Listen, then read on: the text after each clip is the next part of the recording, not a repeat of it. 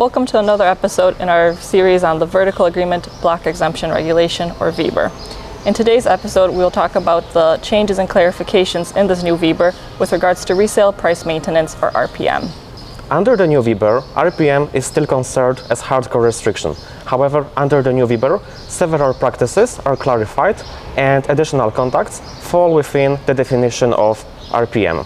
RPM is a model vertical agreement which is about restricting directly or indirectly buyer's ability to determine its own sale prices, especially through minimum prices or fixed prices.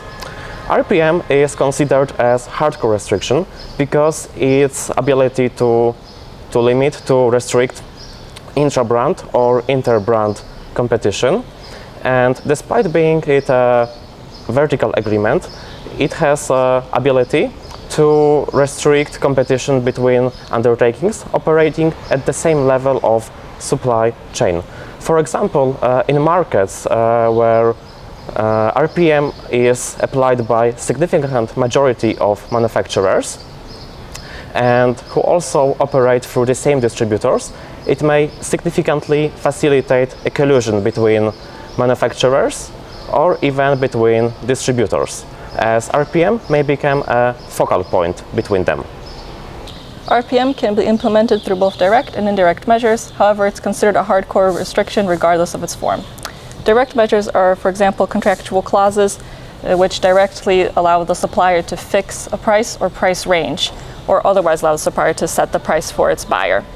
Additionally, if a supplier requests a buyer to raise its resale price and the buyer complies, that's considered a direct RPM. And in indirect forms, it could be, for example, a contractual clause which bans or limits the rebates a buyer can offer in its resale prices, or encourages it to stick to a certain price. Additionally, if a supplier threatens or actually punishes a buyer for not sticking to a certain price, that can be an indirect form of RPM. Other than this, maximum prices or recommended prices are not considered RPMs, as long as they are not a disguised indirect form of RPM, and as long as the companies affected by it do not have a market share above 30%. An example of indirect RPM clause is minimum advertised price. It happens when a distributor is prohibited to inform consumers about lower available prices, which reduces price competition. Also, the new VBER and the new vertical guidelines state that price monitoring and RPM in genuine fulfillment contract, where the supplier and not the end user chooses the undertaking that will execute the contract, do not amount to RPM. What's more, online platforms and intermediation services such as Allegro or Amazon are also bound to prohibition of using RPM, as under the new VBER they are considered as suppliers, so they are not allowed to impose minimum prices or fixed prices on transactions which they facilitate, even despite they do not participate directly in facilitated transactions. Although RPM is considered a hardcore restriction, it can in some cases have efficiencies and benefit from an individual exemption.